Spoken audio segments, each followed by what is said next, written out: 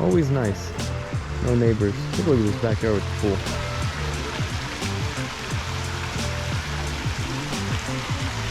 Got the jacuzzi here. Barbecue grill. Alright guys, good morning. So today, I had to meet up with one of our clients, Joey. And if you guys don't know who Joey is, he's one of my agents. He takes on all the inbound leads, all the clients that call in where they want to purchase the home. Now, if I can't take them out, he normally takes them out, so he handles like all the overflow. However, he called me the other day and said, hey, I need some help. There's a client that's coming in and I cannot take these clients out because I'm doing an open house. So I said, okay, all right, I'll contact them. So now I'm here showing the property for Joey.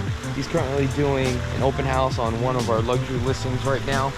But then tomorrow, he's gonna pick up where we left off today, and he's gonna show the clients the rest of the house. Today I'm over here in, what's it called?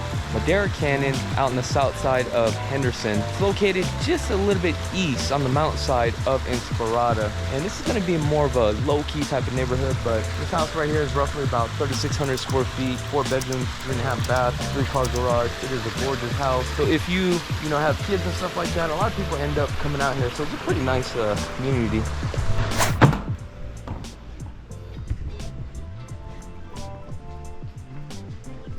I mean, the home is a little bit outdated, but definitely has a lot of potential. I'm gonna give you guys a quick rundown here. See what the price is on here. Look at $700,000 for 3,100 square feet, 5 bedrooms, 3 bathrooms, 3-car garage. Now this one does have a solar panel. It's actually leased. It's roughly about $2,600 annually, so it's actually not that bad. But a lot of rehabbers are coming in here and they're flipping these type of homes. All right, so Joey's clients did not like this one. The reason why I didn't like it is because the living room area has a fireplace and they have a 100-inch TV plus a 80-inch TV. Client was like, hey, we don't like the house because we can't fit the TV. But one of the objections is, how do you overcome that? It's, hey, are you buying a house based upon your TV size? You can always get a new TV. But sometimes clients are dead fast on the things that they have. So now that tells me that when we start looking at more homes, I need to make sure the living room has a wall space big enough to fit a 100-inch TV. Also, the client has another 80-inch TV and he wants more of a bar area. So now when we reset up their home search and we start looking at homes to dial in, now we just need to make sure that we look at these things before. Now, when I pull these properties up, I will now have to take a look to make sure it will accommodate his TV, because why are we looking at properties that doesn't fit his TV, right? And not only that, it saves us time and it also helps out the client. So we're gonna head over to our next property.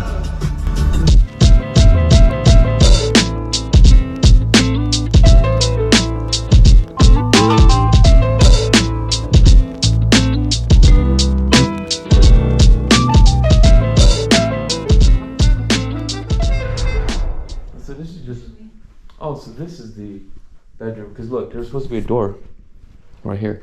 See that? Oh, okay. Police kitchen doors. Yeah, so it looks like there's a door here. You see how they do it? Yeah. Yeah. But that must look nice. It's nice. No, if you don't need like 4 bedroom, then it's Yeah, this is Yeah. nice. But if you, because it's a big house for only 2 bedroom, that's why they. Yeah, no, ours is similar to this. We have this open this area is too. very nice. And they take care of it very well. Yeah, Yeah, this yeah, is nice. yeah, so far so good, yeah. Yeah, I don't think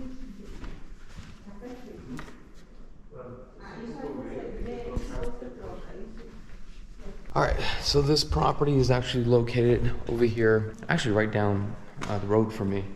But this is about 2,600 square feet. We're centrally located. This property has a covered patio, a 3-car garage, 2,600 square feet, 3 bedrooms, loft. The primary is downstairs. However, here we could fit a 100-inch TV, but one of the things that I mentioned to the client, maybe we can go ahead and wall this up so that way you can place the TV even higher. Let's take a look at the primary. Primary looks like we can walk out to the backyard. A little outdated. Oh, a couple things here need to be fixed, but other than that, this property looks good. Now, they actually like this property, but I'm gonna tell you something just in a second. That was the property, by the way, guys. All right, just a quick tip for buyers and agents. So when we got to this property, the listing agent was there. And then we looked at the property. Our clients were so excited, okay? They were like, oh my God, I love this property. Oh, we gotta get this property, I love it, this is it. Now, here's the thing. From a negotiating standpoint, I had to tell my clients, hey, the agent is right here. Do not show your hand. It's like playing poker. Because now the listing agent is aware that you like the property, and my goal is to find you the property that you love, but not only love, get you the best deal as possible. So look, if you're an agent, okay, you need to let your clients know. So that's what I did immediately. I was like, hey, do not share your thoughts about how much you love this property, because now if there's multiple offers, or that agent, if he's good enough, he can use your emotions against you, and we do not want that, okay? So it's a learning lesson for agents and also buyers. You know, have a conversation with your agent and just let them know, hey, I really like this one, okay? Boom. Because your agent, especially myself included, like, right? I don't get emotionally involved. What I do is, if I know my clients really love the property, then at that point, what I'm gonna do is I'm gonna negotiate the deal, but only give enough information to that listing agent that, hey, we like the property and we're submitting offers. However, we've got other offers that we are submitting on other properties. So if we don't get what we want, we're not worried about it. So it's all about negotiating the deal. So again, just something I want to share with you, and I thought this is, you know, some great information. Oh, thanks, slide. My bad. All right, just got done showing the last property, and come to find out, this property that my clients actually really like belongs to a good friend of mine. It's a company out here. They flip a lot of these luxury homes, larger homes here. I think they do about 150 transactions a year. And the style has really changed based upon what they have incorporated. Also, another thing I've noticed, like homes around the 600,000 range, there's more and more that is actually coming up on the market. Let me show you this pool real quick. Now I'm gonna do a full video home tour on this property, because I figure I'm already here, and my next appointment is not until 1 o'clock, then I got another 3:30 appointment that I gotta attend to. This is a pretty nice home. Now, another thing is, this home was originally built by builders called Lewis Homes. Now, one of my good friends, his family is the builder here, and this is a Lewis home, which is really cool. So it's like, I have a friend that actually built the home, his family, then years and years later down the line, home was outdated, then a good friend of mine that is a rehabber came in and redid the home. So pretty cool. All right, guys, I'm out here in the north side of town in this master plan community called Heartland. And basically Heartland, all these homes that are being built here is really owned by DR Horton, and I need to find the right house. So I'm actually here for a client. He would like me to get some measurements on the windows, so that way he gets an estimate of how much it's gonna cost to install the windows. However, there's no address number in front of the house. So if you're trying to find the house, you gotta find out what the lot number is. So the lot number here is 110. And typically, they tell you like the lot numbers. Like this one is 45, 44, and I'm looking for 110. That's 724, 720. I'm gonna get my phone for a second. Started building down that side. Finishing up this way here. All right, let's go see what the hell's going on. All right, it should be right over here.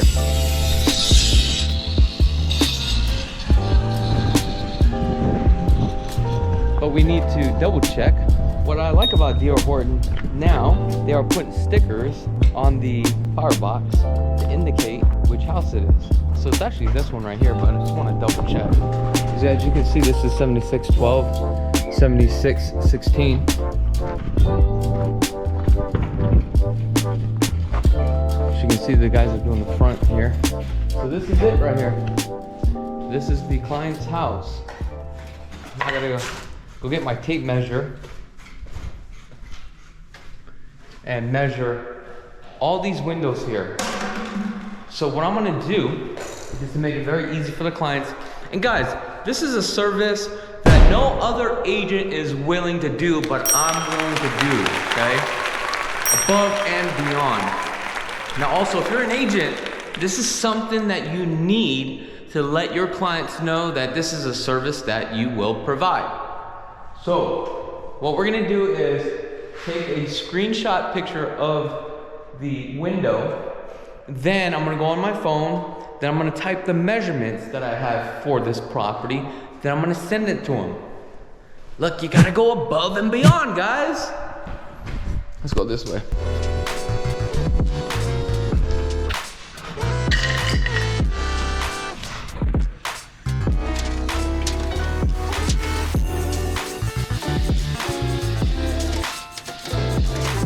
Okay, so kind of give you an idea. Took the measurements, took the picture, and this is how it should look. I don't know if you guys can see that or not. And I added the, how many inches. So that's what I will be doing for all these windows, guys. It's gonna take me a while, so I'll be right back.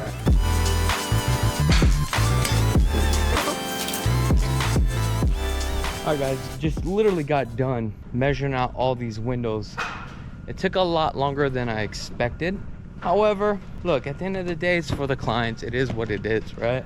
Man, it is hot today in Vegas, and my shoes are like super dirty, so now I gotta clean them. That's why I always bring a rag and a bottle of water.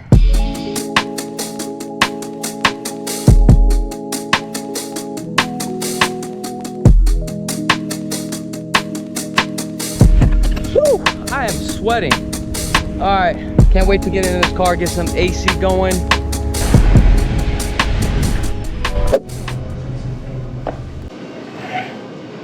All right, you're not gonna believe this. So, just got back the home inspection report for a client, and we do have some roof problems. And typically, this can actually happen a lot here in Las Vegas, where the roof looks good, but the water is actually intruding some way, somehow, and actually going in or in between the underlayment.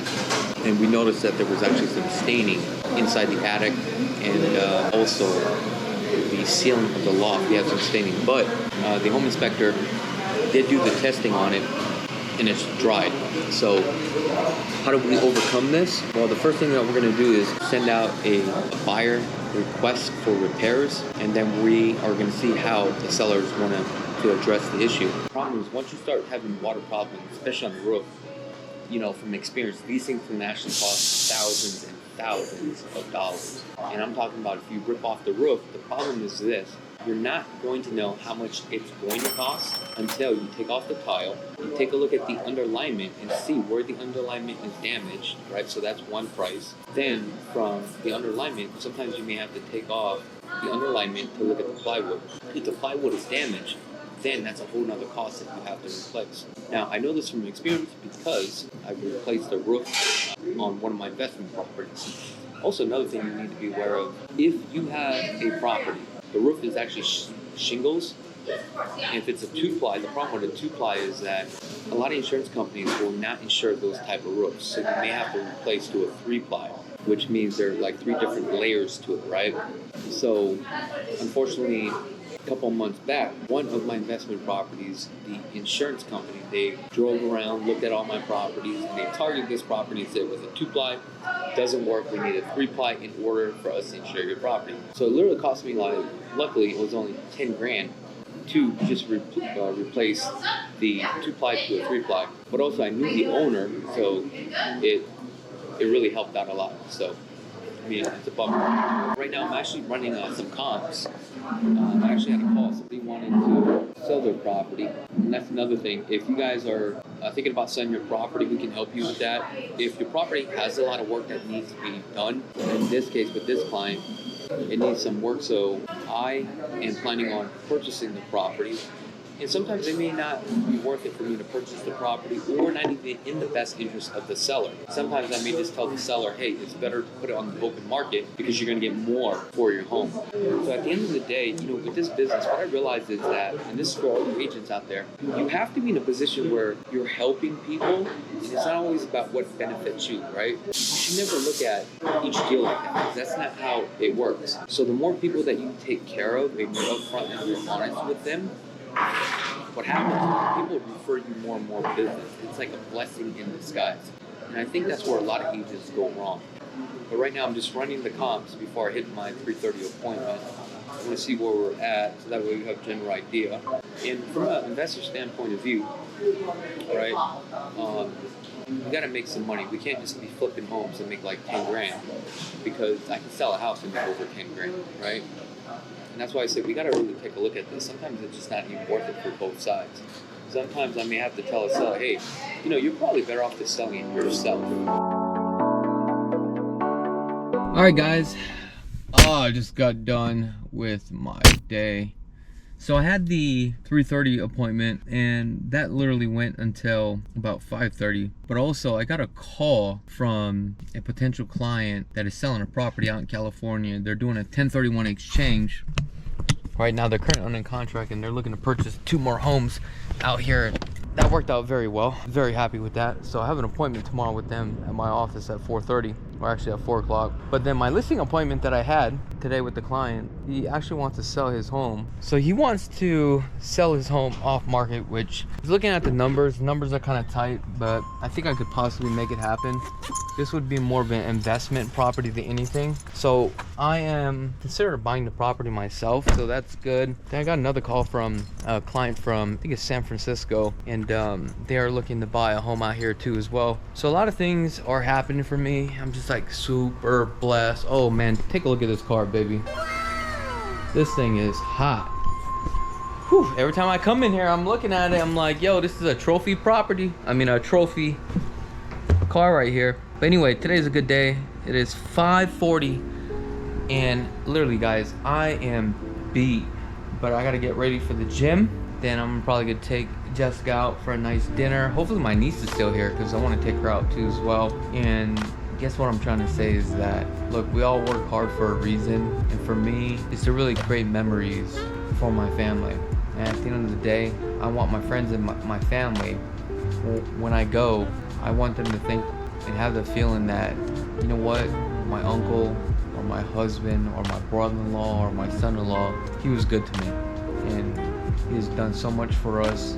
It created these memories, and that's what it's really all about, man. It's not even about like the freaking Lambo, BMW, like Cadillac. Honestly, I don't even care about that dude. Like, when I first got this car, I'm like, yo, this thing is dope. I'm like, honestly, it's just a waste of money, right? But like my wife said, she said, hey, you worked so hard for it, like you can't take the money with you, and it's just memories. And eventually I'll just probably end up selling it, honestly. Right, I might take a loss, $80,000, whatever it is, but at least I can, check that off and say, hey, I owned a Lambo, right? But for me, it's just about memories. But anyway, I don't want to get too deep into this. It's time to go hit the gym. But I'm tired, guys, but you got to keep pushing. And tomorrow's Sunday, and we got more appointments for Sundays. So, even though these things are hard, like working every day, there's not a moment that I don't appreciate it, and I really do. And if you guys knew my background and where I started, it's unbelievable. It's not a day that doesn't go by. Alright guys, it is Sunday, and I am waiting for my 4 o'clock. They are running a little bit late. Should be here about 8:10. And yes, I am working on a Sunday. There's nothing else to do. These are the things that I just love to do. But anyway, I want to tell you this story about these clients that are coming in. They contacted me yesterday. They are selling a 10-unit apartment complex They're looking to do a 1031 exchange. And if you guys don't know what a 1031 exchange is, basically you're selling one property, you're taking the proceeds from it, purchasing another investment property, so that way you don't have to pay the taxes on it, right? You're deferring the taxes for a later date. Typically, a lot of investors will do this to scale to bigger and better things. And I think this is just a great way to scale your real estate portfolio. Our goal here is to find 2 more properties out here in Las Vegas around 400, 415. However, you need to understand, if you are doing a 1031 exchange, you bought a property for $1 million, now it's worth $2 million. You need to make sure you absorb the full $2 million.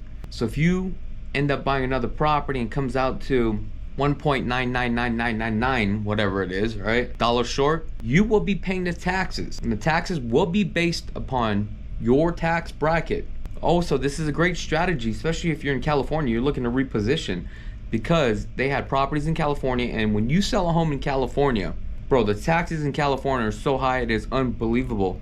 That state is so corrupt. A lot of people are transitioning from California to Las Vegas. So if you have a property in California, investment property, you're looking to reposition because you want to pay that taxes, look, you may want to consider Las Vegas. That's the goal here. We got to find them a property. I might take you guys with me. We're not going to look at properties today, but today the goal is to sit down and structure their deal and make it smooth as possible, because they're currently under contract and they need to identify a property. That's the problem with a 1031 exchange, is that you are limited to a time frame. So you can't just put your property in contract, you sell it, and you try to find a property 2-3 years down the line. Now, before you could do that, but there were a lot of people who were taking advantage. So now you have to identify the property within a certain period of time. You have to be in contract, you got to close at a certain period of time.